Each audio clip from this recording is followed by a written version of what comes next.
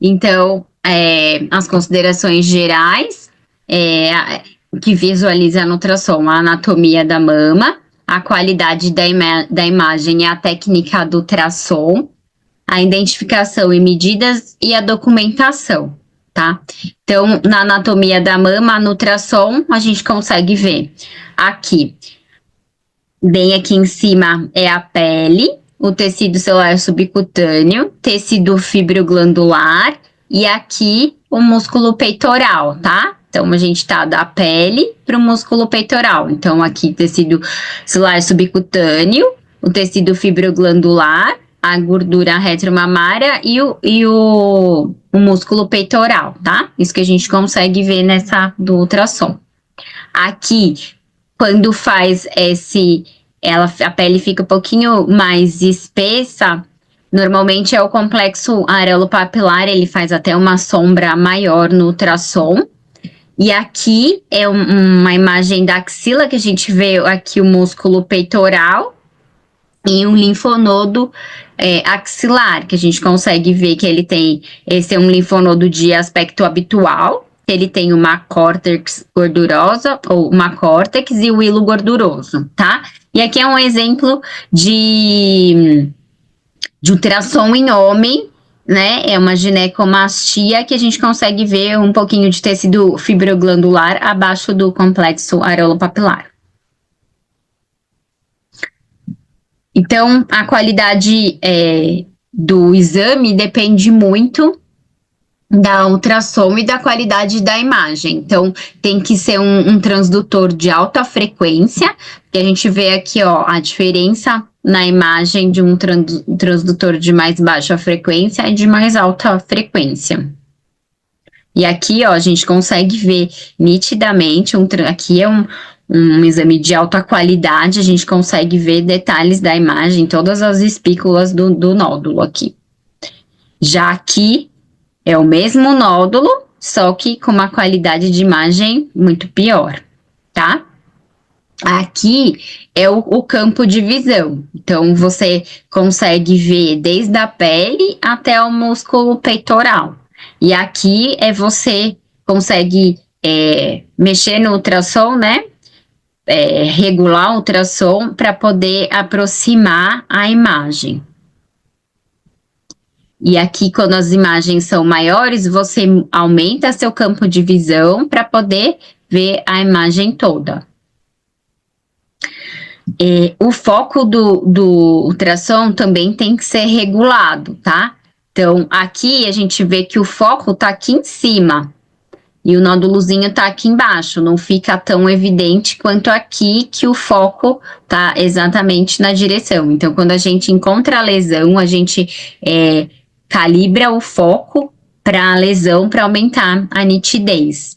E aqui quando o exame fica muito claro, o ganho maior, e aqui com ganho menor a gente consegue ver melhor a imagem do ultrassom. E as imagens compostas também, que reduz o ruído e melhora a caracterização da imagem, tá?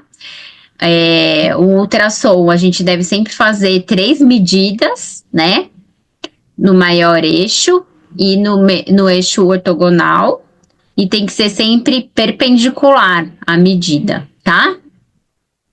E fazer as aproximações também, para deixar mais limpo o laudo, né? E aí, aqui é importante, que a gente vai ver lá na frente, os BIRADs, que são classificados como 3 no ultrassom, se ele tem, e na mamografia também, se ele tem um aumento de mais de 20% do tamanho, ele é considerado BIRADS 4 indicativo de biópsia. Se esse aumento é menor do que 20%, a gente considera ele como estável e mantém o segmento, não precisa de biópsias. Então, às vezes, o ultrassom dá uma diferença de 2 milímetros e acabam classificando como 4, por conta de aumento, mas dependendo, né, do tamanho do nódulo, nem é um aumento, é simplesmente porque uma pessoa mede não exatamente como a outra, né, e pode dar alguns milímetros de diferença e não significa que aumentou, tá? Aí são classificados BIRADS 1 e 2, né? O BIRADS aqui no ultrassom é feito separado para cada mama, diferente da mamografia, que a gente descreve todas as lesões e classifica a maior. Aqui no ultrassom também, a gente classifica todas e o BIRADS final é a classificação da maior, mas cada uma tem a sua classificação independente.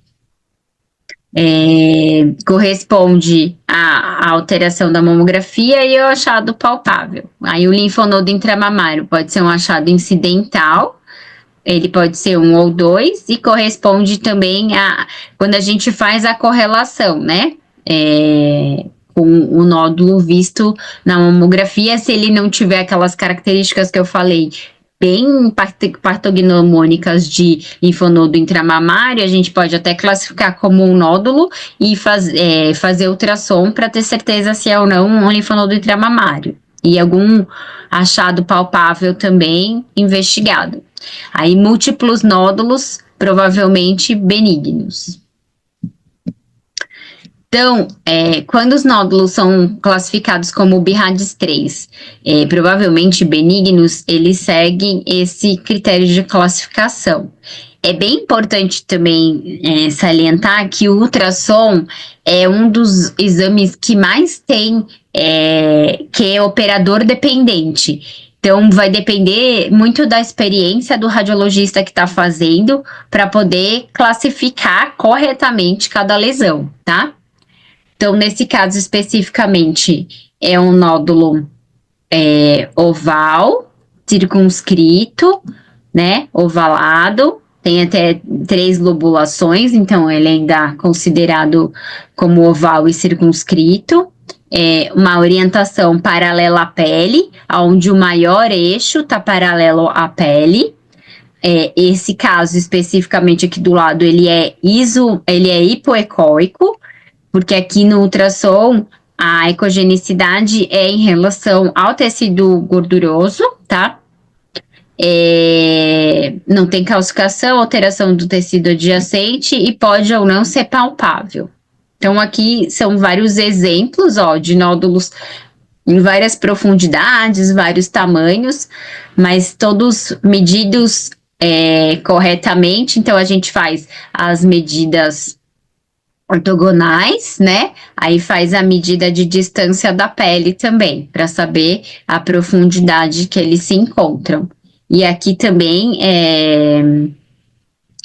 é classificado como a mama como um relógio, só que a gente pode colocar tanto o quadrante superolateral, como a gente pode colocar em horário mesmo, 12 horas, 1 hora, 2 horas, 3 horas, tá?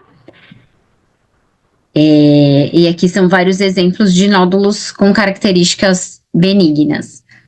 E aí, quando a gente tem vários nódulos com características benignas, que são múltiplos e bilaterais, que a principal hipótese diagnóstica que a gente viu ontem é um fibroadenoma, a gente pode classificar ele como um BIRADS 2, tá? Quando o nódulo é único, ou são poucos nódulos, aí eles são classificados como 3 mesmo. Mas se eles são múltiplos e bilaterais, a gente já pode mudar a classificação para a categoria 2 do BIRADS, tá? Então, o léxico, aqui é o que começou tudo com 2003, mas ele já se modificou em relação ao anterior. Então, a gente vê a composição do tecido, igual na mama, a presença de calcificações, os casos especiais, o nódulo, os achados associados, e aqui a gente consegue ver a vascularização, tá? O tecido em volta, e os que corresponde também aos achados associados, que é edema, distorção, alteração de pele, que isso tudo é possível ver, tá? Aí na composição do tecido, ele pode ser homogêneo só gorduroso, homogêneo com tecido fibroglandular ou heterogêneo. O nódulo, ele é classificado em forma, orientação, margem, ecogenicidade, característica e isso aqui foi retirado da última edição do BIRADS. tá? Então, em relação à forma, ele pode ser oval, redondo ou irregular. A orientação paralelo à pele ou não paralelo à pele, que é o eixo, o maior eixo é o vertical e não o horizontal. Aqui é a classificação da margem, tá? Então, aqui é circunscrito e não circunscrito. Dentro dos não circunscritos estão o indistinto, o angulado, o microlobulado e espiculado. O fenômeno acústico posterior, que ele pode não ter nenhum efeito, ter uma sombra, ter um reforço, que é esse branquinho, ou um padrão misto. Ele tem reforço e tem a sombra. E a ecogenicidade, aqui ele é mais anecoico e mais hiperecóico aqui. Isoecóico, hipoecóico.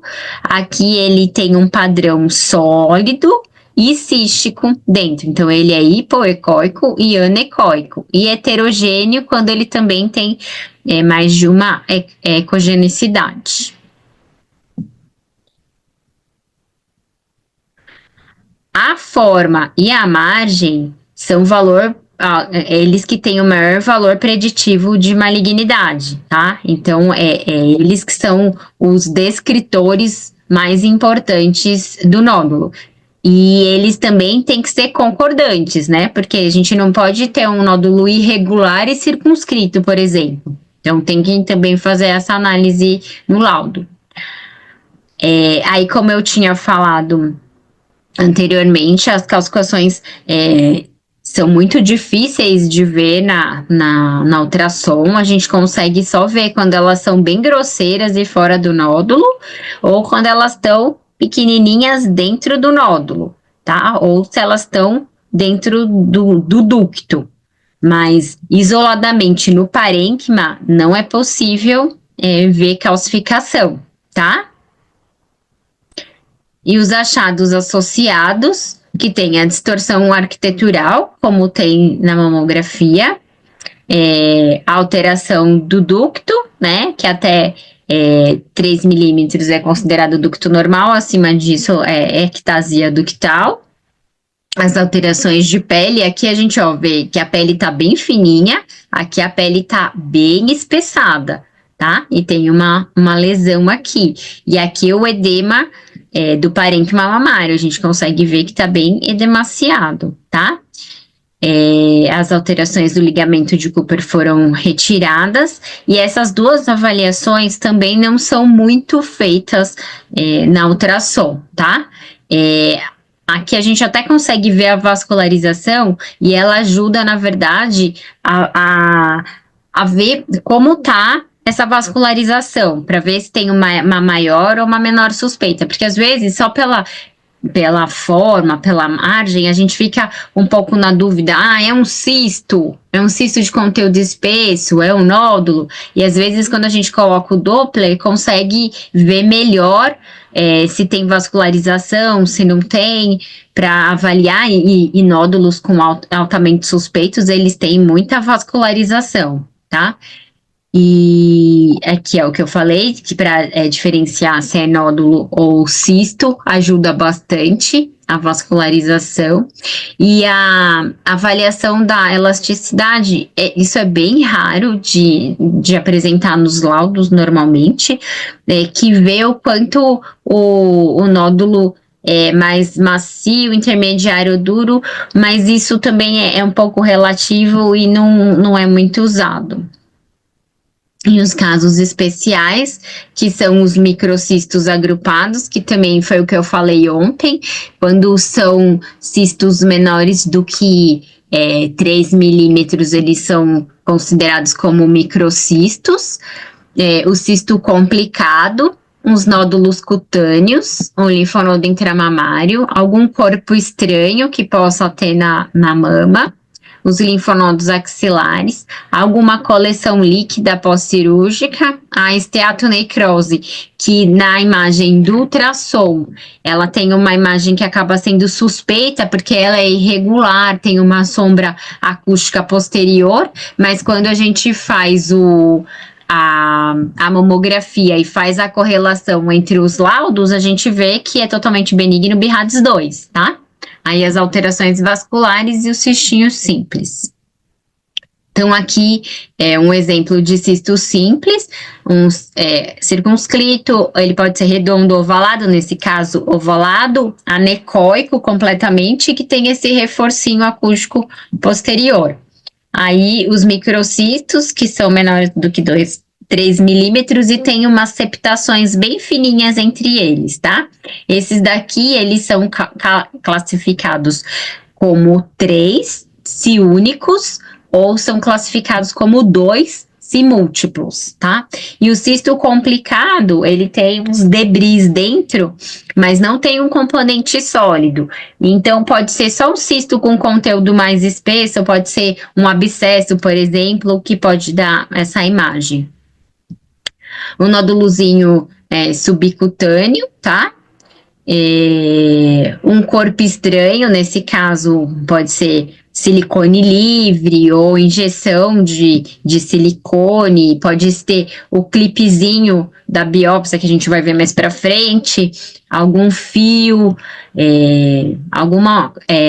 na mama mesmo, algum corpo estranho na mama. E o linfonodo intramamário, que ele é reniforme, tem a córtex bem fininha e o hilo gorduroso, que é classificado como BIRADS 2.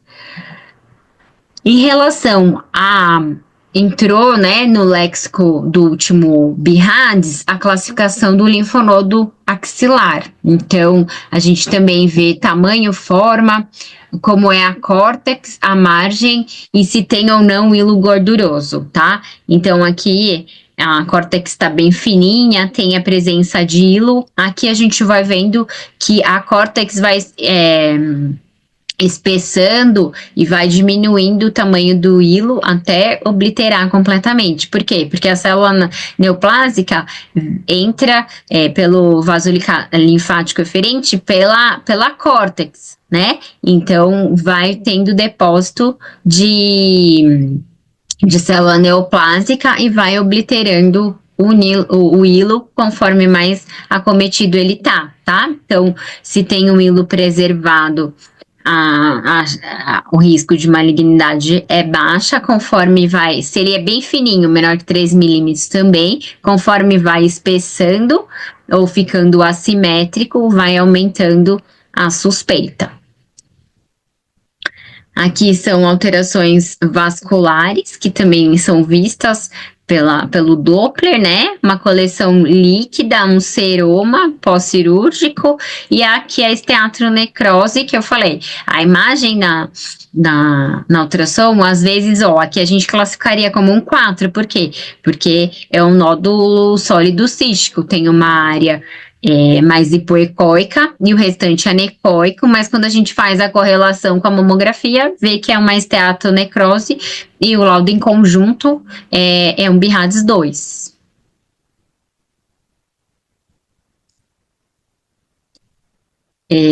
No relatório, a gente tem a mesma classificação, né?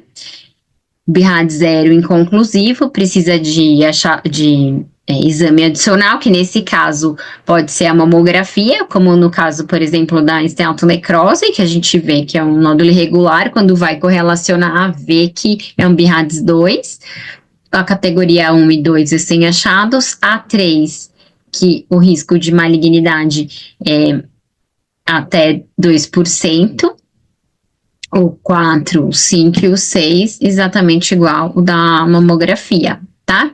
Aí, o BIRADS 3, ele não é considerado uma categoria indeterminada, são achados provavelmente benignos, que precisa do segmento. Aí, aqui no ultrassom, a gente faz aquele segmento que eu falei, né? teve o diagnóstico de um BRADS 3 na ultrassom. A gente repete em 6 meses. Repetiu, o nódulo está estável, não se modificou, o ultrassom aqui não tem jeito, tem que ser bilateral. Aí repete de novo em 6 meses. Deu 12 meses de acompanhamento. O nódulo está estável, a gente repete só em 12 meses. A classificação dele vai manter como 3, mas vai ser controle só em 1 ano. E depois de 2 anos de estabilidade, diminui o BIRADS para BIRADS 2, tá? Então, aqui a gente pode ver que é uma categoria 3 mesmo, um nódulo circunscrito e ovalado. Aqui pode corresponder até a um abscesso e os microcistos agrupados, tá? Aí, é o que eu tinha falado antes também. Tudo vai depender muito... o ultrassom é muito operador dependente, então vai depender da experiência do radiologista. Às vezes os radiologistas não são tão experientes e acabam se assustando com algumas imagens e que na verdade não são verdadeiras, ou mesmo classificando ilhotinhas de gordura como essas daqui, porque às vezes tem o tecido fibroglandular, né? E tem umas ilhotinhas de gordura que ficam entremeadas no tecido.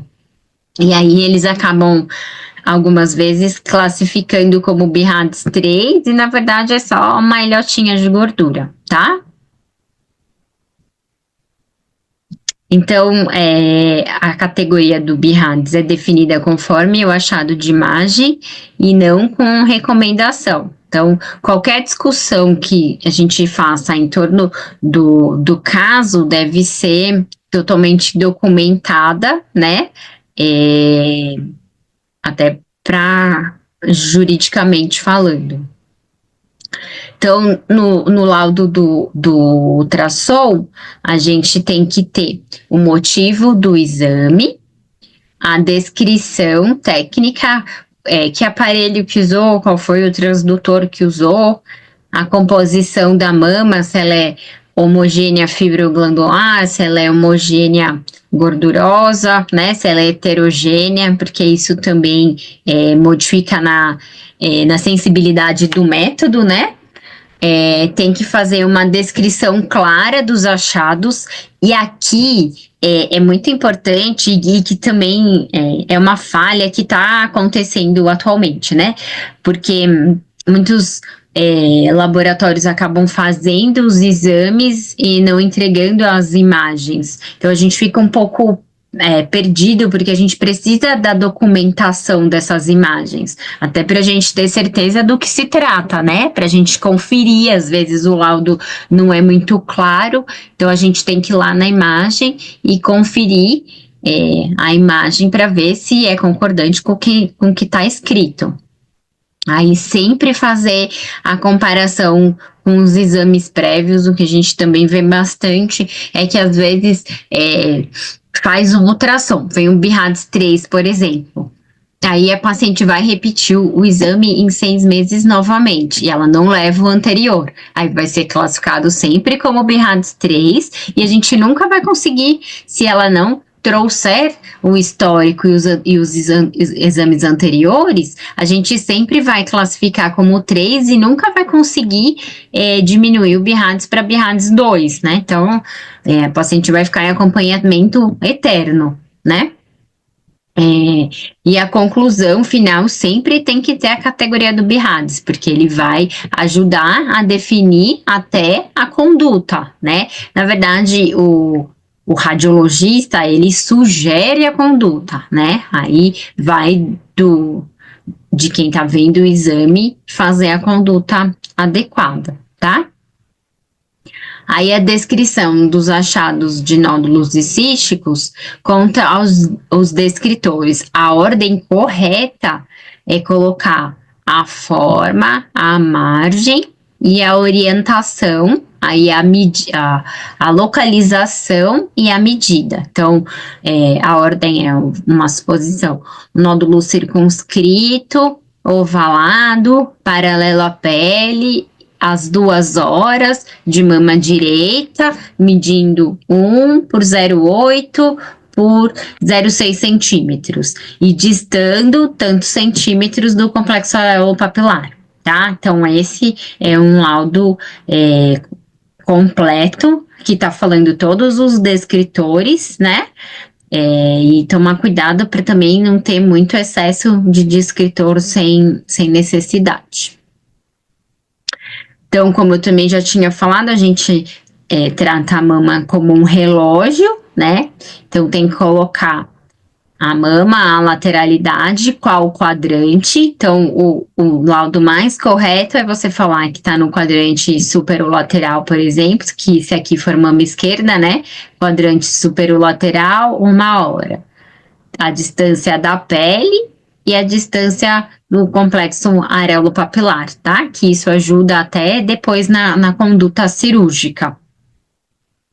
Então, aqui tem as medidas e a distância da pele e do complexo aqui, ele tá na região retroareolar, né? Então, fez a distância do complexo areolo-papilar. E aqui é o que eu tinha também falado ali anteriormente, a medida deu 0,78, sempre arredondar, tá? E aqui também, ó, e a distância certinho aqui ele mediu a distância do complexo areolo-papilar também, porque não tá na região retroareolar, ó, mama esquerda, 5 horas. E as orientações finais, então, as lesões císticas que mudaram um pouco nessa última versão do BIRADS, né, que antes era classificado como um cisto complexo, todos os cistos complexos passaram para cisto complicado, e aqui essa descrição não existe mais, de nódulo complexo e cisto complexo, ela ficou como um nódulo complexo sólido cístico, tá? E é um BIRADS 4, sempre necessita de investigação. Então, aqui, o cisto simples é BIRADS 1 ou 2, o cisto complicado, ele pode ser 2 se for múltiplos, e ele pode ser 3 se for único. Assim como os microcistos agrupados, 2 se for múltiplos, 3 se for único. E o nódulo sólido cístico é sempre 4, precisa de investigação. E os nódulos? Se o nódulo for também oval, circunscrito e paralelo, se ele for único é 3, múltiplo é 2, se ele aumentar mais que 20%, 4, e se ele for palpável, ele pode ser ou 2, ou 3, ou 4. O que isso vai depender? Porque ele pode ser um nódulo palpável, mas quando vai fazer um ultrassom, viu que é um cisto. Cisto simples, BIRADS 2. O cisto simples pode ser palpável. Se for um nódulo com essas características, é um BIRADS 3. Ou, se for um nódulo até com essas características, mas que é palpável, mas que na palpação a característica pode ser também classificado como 4, tá?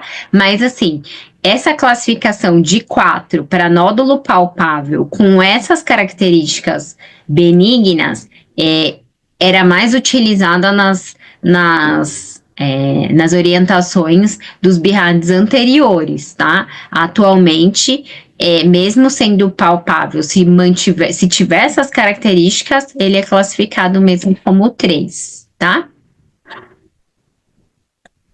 E aí, a gente indica a biópsia quando é considerável em mulheres acima de 40 anos, tá? Quando a paciente é muito ansiosa, muito cancerofóbica, né? Muito medo de câncer de mama, pode indicar em BIRADS 3, mas é obrigatório no alto risco, sempre que tem algum nódulo, qualquer que seja a característica em homem, precisa de biópsia, porque o risco de homem ter nódulo na mama é muito pequeno, então tem que investigar nos casos que são clinicamente suspeitos e nos casos onde há um crescimento maior do que 20 centímetros, tá? Aí sempre comparar com os exames anteriores e fazer exame físico da mama mesmo, tá? Aí aqui as contraindicações, alguns casos especiais que a gente faz a biópsia também em casos que são BIRADS 3, quando a paciente deseja, está planejando uma gestação, porque esses nódulos benignos, principalmente o fibroadenoma, ele pode ter um pequeno crescimento na gestação e na amamentação. E aí, primeiro que não é indicado a gente ficar fazendo exames de imagem na gestante, né? Porque a mama está completamente alterada pelo ciclo gravídico puerperal, então não é indicado. Então, se a paciente tem um nódulo BIRADS 3 e não vai conseguir fazer o acompanhamento depois, porque vai gestar, então é interessante, faz a biópsia, vê que é benigno, mesmo que ele aumentar depois, a gente já fez a biópsia, já sabe que tá tudo bem e sabe que aumentou por conta da gestação ou do puerpério, tá? Quando tá planejando fazer tá tendo algum planejamento cirúrgico, ou vai passar por uma mamoplastia, alguma abdominoplastia, mas principalmente as mamoplastias, porque vai mexer na mama, então é melhor investigar do que depois vir a surpresa de que tava nesses 2% e era câncer de mama, tá? Também é a mesma coisa para colocação de implante, ou pacientes que têm difícil acesso de segmento. Então, você não vai conseguir fazer o segmento de 6 em 6 meses. Então, você pede a biópsia, veio benigno, é concordante com um achado de imagem, você consegue liberar, porque toda vez que a gente tem uma alteração benigna, uma biópsia benigna, que são concordantes a imagem e o anátomo patológico, a gente também pode diminuir a classificação do BIRADS para BIRADS 2. Então, não precisaria daí nem fazer o segmento. Ou se for fazer algum transplante, alguma coisa que a gente precise ter certeza do que é e não pode esperar esses 2 anos de estabilidade. Então, como a gente aqui é só um resumo, então a forma, a orientação, a margem, a ecogenicidade e as características posteriores. Aqui na calcificação, se ela é fora do nódulo, dentro ou dentro do ducto, os achados associados, que é alteração de pele, distorção, edema, alteração ductal, vascularização e elasticidade, e os casos especiais,